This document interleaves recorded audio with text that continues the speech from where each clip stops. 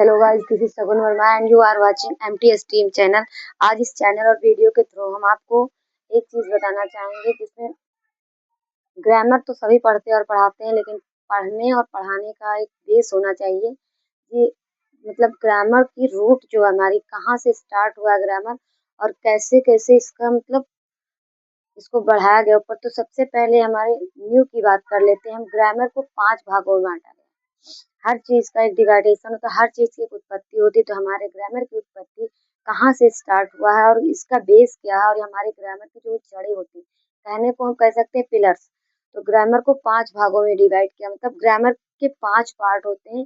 Grammar के आप कह सकते हो there are 5 pillars of grammar language. Grammar grammar को के जो है 5 पिलर्स हैं जिनके जिनके माध्यम से हमारी ग्रामर कंप्लीट हुई है।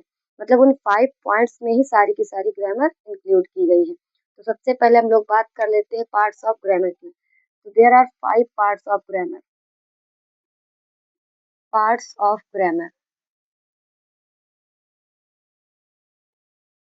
सबसे पहले हम लोग बात कर लेंगे पार्ट्स ऑफ ग्रामर क्या होता है।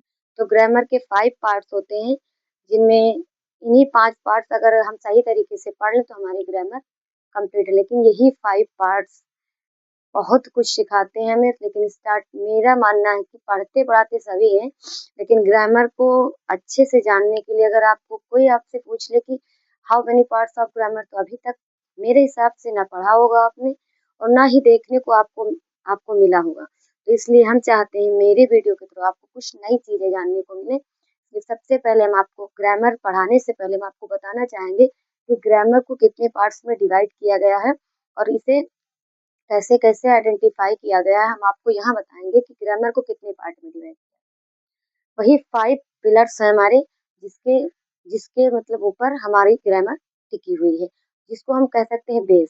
तो नंबर 1 हमारा होता है ऑर्थोग्राफी। नंबर 1 हमारा होता है ऑर्थोग्राफी। ऑर्थोग्राफी मतलब होता है हमारा वर्ण से रिलेटेड। आप वर्ण भेद भी बोल सकते हैं उसको। और वर्ण भेद मतलब ऑर्थोग्राफी हमारा होता है जिसकी वर्ड आपको देखने में लगता होगा बहुत बड़ा है। ऑर्थोग्राफी न्यू भी लगा होगा आपको। ऑर्थोग्राफी का मतलब कुछ ज्यादा नहीं, बस हमारे लेटर्स यानी कि अल्फाबेट की बात की गई इसके अंदर। तो ऑर्थोग्राफी के अंदर केवल हमारे 26 लेटर्स की बात की गई। The 26 letters group is called alphabet. 26 letters के ग्रुप को हम लोग अल्फाबेट बोलते हैं। उन्हीं अल्फाबेट का डिवाइडेशन बताया गया इस ऑर्थोग्राफी में, बस और कुछ नहीं। ऑर्थोग्राफी के अंदर ऑर्थोग्राफी को 2 भागों में डिवाइड किया गया। नंबर 1 वाउल्स जो कि 5 होते हैं, और नंबर 2 कॉन्सोनेंट्स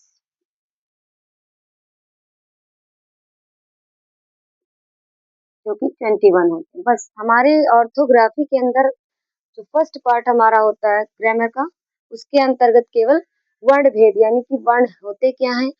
सबसे पहली बात तो आपको ये पता होनी चाहिए कि ग्रामर में या फिर किसी भी लैंग्वेज में अगर स्मॉलेस्ट यूनिट पूछी जाए तो सबसे पहले लेटर या वर्ण ही होते हैं जो हमारा बेस होते हैं। अगर वर्ण ही नहीं तो फिर कोई लैंग्वेज ही नहीं। तो सबसे पहले वर्ण की बात होगी, ऑर्थोग्राफी में वर्णों की बात होगी जो कि इंग्लिश में 26 लेटर्स होते हैं, और उनको 2 भाग में डिवाइड किया गया है। नंबर 1 वाउल्स और नंबर 2 कॉन्सोनेंट। अब बात कर लेते हैं नंबर 2 की।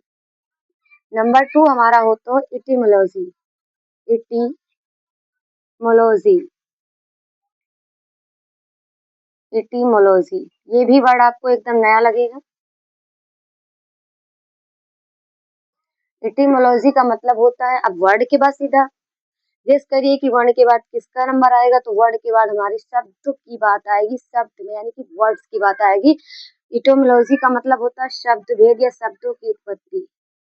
शब्द भेद या फिर शब्दों की उत्पत्ति।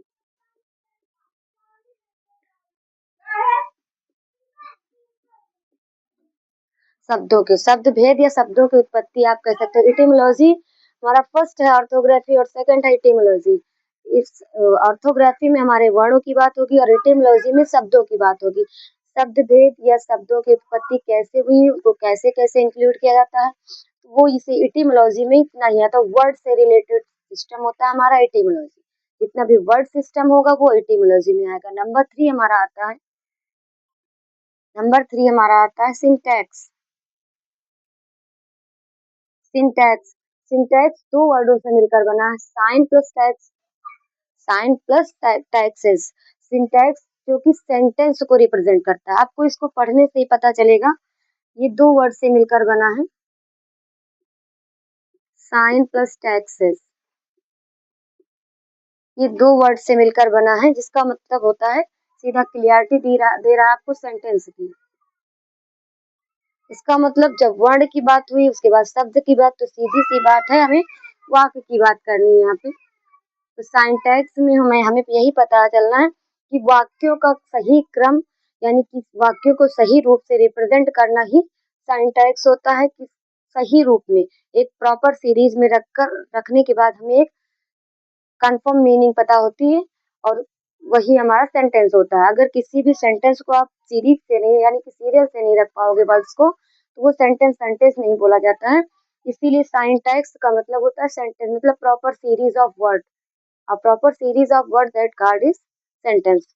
नंबर 4 हमारा आता है पंक्चुएशन। नंबर 4 हमारा आएगा पंक्चुएशन। पंक्चुएशन तो आप सभी एकदम कॉमन है, पंक्चुएशन सभी के लिए एकदम कॉमन है। पंक्चुएशन का मतलब जो हमारे विराम चिन्ह होते हैं वही। बिना पंक्चुएशन के हमारी लैंग्वेज एकदम अनकम्प्लीट है, जो समझ से बाहर है, क्योंकि एक साइन लगने से अर्थ का अनर्थ हो जाता है। अगर किसी सेंटेंस में हमने कह दिया, हमने कहा रुको, और यहाँ पे हमने हल्का सा कॉमा लगा दिया, मत जाओ, इस एक कॉमा के लगने से सेंटेंस का पूरा अर्थ चेंज हो गया। अगर यही ये वाला कॉमा उठकर यहाँ पे लग जाता है तो इसका अर्थ दूसरा हो जाता है। अगर यहीं पे लगता है तो इसका अर्थ दूसरा, यानी कि पंक्चुएशन का मतलब आप समझ गए कि अगर हमारा कोई साइन, पंक्चुएट साइन किसी वर्ड के बीच में, जिस किसी एक के वर्ड में के बीच में अगर लग जाता है तो उस सेंटेंस का पूरे सेंटेंस का ही अर्थ, मीनिंग चेंज कर देता है। तो ये होता है पंक्चुएशन। पंक्चुएशन का मतलब होता है विराम चिन्ह।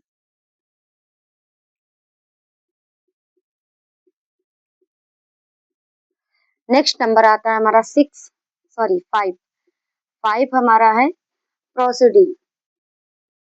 ये सारे के सारे वर्ड आपको एकदम देखने के लिए नए लगेंगे। प्रोसीडी मतलब होता है छंद साज। प्रोसीडी मतलब होता है, मतलब रचना की बात की जाए, किसी भी रचना की बात की जाए तो वह प्रोसीडी होता है। ज्यादातर ये राइटर्स के ये यूजुअल होता है, मतलब हम लोगों के भी जो स्टोरी ट्रांसलेट करते हैं या फिर कोई पोयम क्रिएट करते हैं, राइट करते हैं, तो प्रोसीडी हमारे लिए बहुत ही यूजुअल होता है। प्रोसीडी मतलब होता है छंद साज।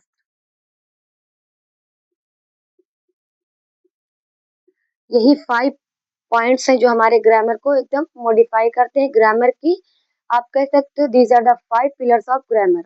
ग्रामर को कंप्लीट करने में यही 5 पिलर्स हमारे लिए यूजुअल हुए हैं। Number 1 orthography, and number 2 etymology, number 3 syntax, number 4 punctuation, and number 5 प्रोसीडी। तो बात कर लेते हैं सबसे पहले, जब कभी भी किसी भी लैंग्वेज की बात करेंगे तो सबसे पहले हम बात करेंगे वर्णों की।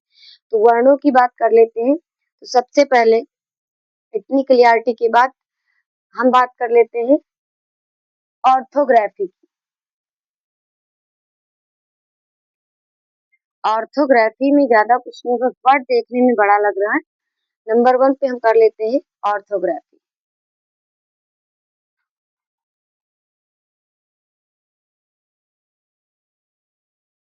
ऑर्थोग्राफी में होता क्या, नंबर 1 पे ये हमारा पार्ट 1 है वाउल्स। वाउल्स मतलब सभी को पता है, A E I O U, ये होते हैं हमारे 5 वाउल्स।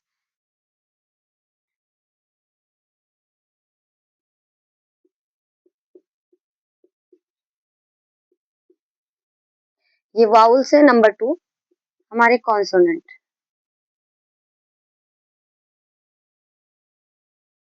कॉन्सोनेंट्स हमारे 21 होते हैं और वाउल्स 5 होते हैं। 21 + 5 26 होते हैं। 26 होते हैं। इन्हीं 26 लेटर्स की पूरी क्वालिटी होती है। इन्हीं के रिप्रेजेंटेशन से, इन्हीं के यूज से हमारी मतलब इंग्लिश लैंग्वेज कंप्लीट हुई है। यही 26 लेटर्स 46 साउंड क्रिएट करते हैं। अब मान लीजिए आपके हिंदी में 52 या 49 होते हैं, तो मान लीजिए 52 words, sorry 52 letters Hindi language को कंप्लीट करते हो तो ये 26 अकेले उन्हीं 52 को ट्रांसलेट करते हो तो ये अकेले 26 कैसे कर सकते हैं। तो यही बात है कि हमारे ये 26 लेटर्स 46 साउंड क्रिएट करते हैं, इसीलिए तो ये हिंदी को ट्रांसलेट कर पाते हैं। फिर आ जाते हैं कॉन्सोनेंट, मतलब वाउल्स को जब सब्ट्रैक्ट करेंगे तो हमारे रिमेनिंग 21 लेटर्स कॉन्सोनेंट कहलाते हैं, मतलब इनको जब पिक आउट करने के बाद जो भी बचेगा वो कॉन्सोनेंट होगा। ये रही हमारी ऑर्थोग्राफी। ऑर्थोग्राफी में बस इतना अल्फाबेट जान लीजिए, अल्फाबेट का डिवाइडेशन जान लीजिए, बस इतना ही हमारा ऑर्थोग्राफी। नंबर 2 पे बात कर लेते हैं हम लोग इटिमोलॉजी की।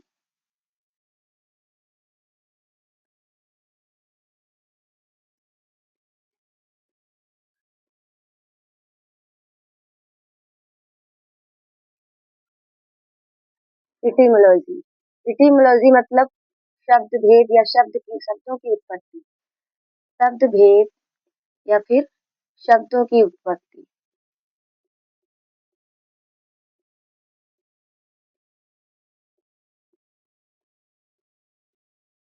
बस इतना। एटिमोलॉजी यानी कि सेकंड नंबर में हमारे क्या आएगा, शब्द भेद या शब्दों की उत्पत्ति।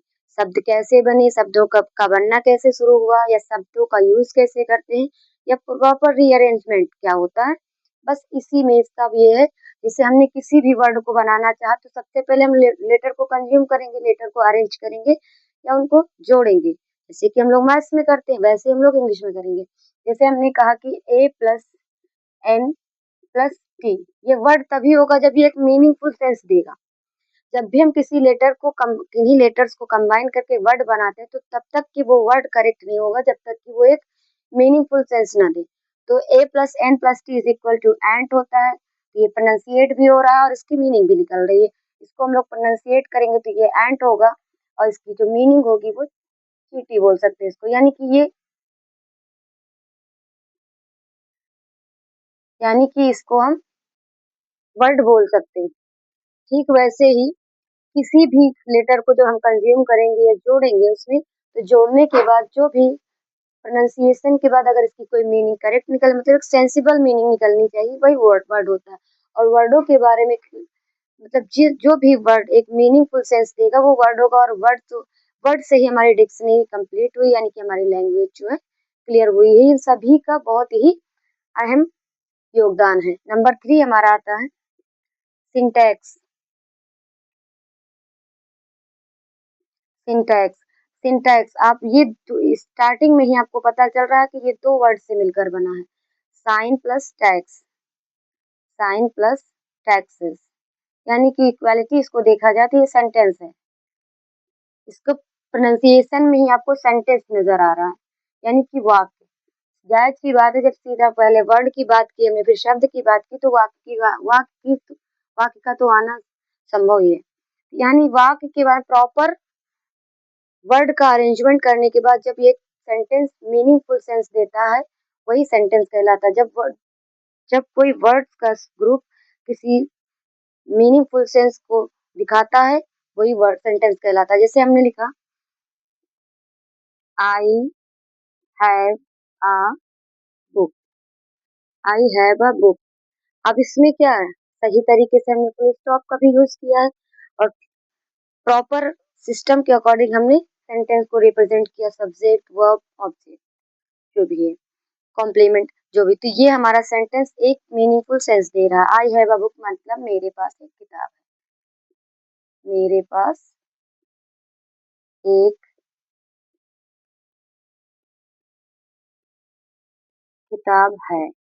ये प्रॉपर हमको सेंस दे रहा है, मतलब इस सेंटेंस में जो कहा गया वो हमारी समझ में आ रहा है। बात सीधी सी सेंटेंस का मतलब, अगर कोई सेंटेंस लिखा जाए तो उस सेंटेंस को पढ़ने के बाद हमको फील हो कि हाँ इसमें जो कहा गया वो मेरी समझ में आ रहा है। ठीक है, सेंटेंस अभी यहीं पे हम इसको लिख देते आ हैव आई बुक।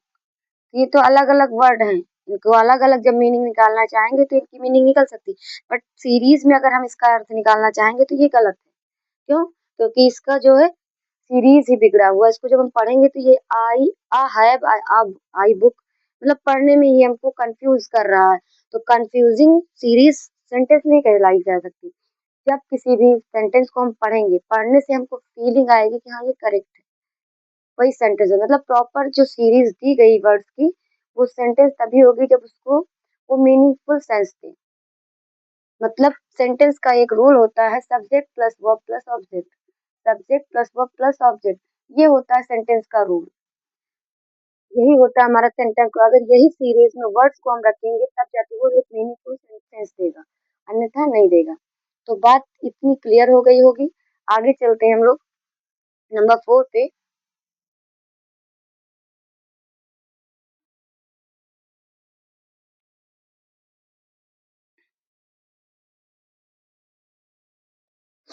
नंबर 4 हमारा आता है punctuation. Punctuation is very important, punctuation is most important for this.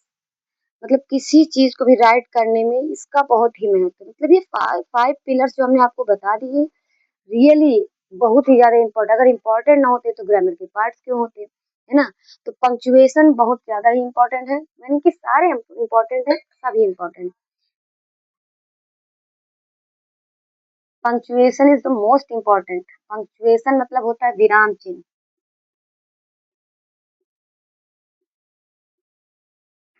और कई तरीके के विराम चिन्हों का यूज किया गया है। Maximum full stop, question mark, exclamation mark, quotation mark. Quotation mark दो टाइप के होते हैं, एक सिंगल मार्क और दूसरा डबल इन्वर्टेड। मतलब सिंगल इन्वर्टेड कॉमा और डबल इन्वर्टेड कॉमा। मतलब 4 या 5 ऐसे तो जो ज्यादा यूजुअल होते हैं, कॉमा है, सेमी कॉलन है, इन्वर्टेड कॉमा है, और question mark, exclamation mark, full stop, ये ज्यादातर यूज किए जाते हैं। तो इन्हीं के यूज से जब भी हम कुछ लिखते हैं, जैसे सपोज दैट हमने कहा स्टॉप, हमने कहा स्टॉप, अभी हमने हिंदी में इसका बताया था स्टॉप, हमने कॉमा यूज किया, फिर लिखा डोंट गो, डोंट गो, हमने कहा स्टॉप डोंट गो। अब इसका मतलब ये था रुको मत जाओ,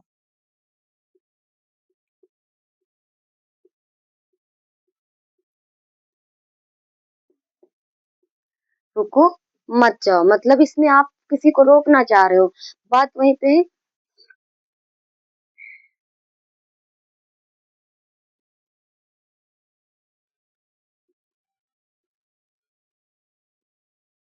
डोंट स्टॉप गो। अभी देखिए बात वही है, थोड़ा अदला बदली कर दी गई है, और देखो वर्ड अर्थ का अनर्थ हो गया। यही पे स्टॉप डोंट या डोंट स्टॉप, कह रहे स्टॉप डोंट गो, मतलब रुको मत जाओ। दूसरे में डोंट स्टॉप, उसके बाद हमने कॉमा यूज किया, स्टॉप के बाद हमने कॉमा यूज किया, सीधे ये बता रहा है कि मत रुको, मतलब आप जाओ,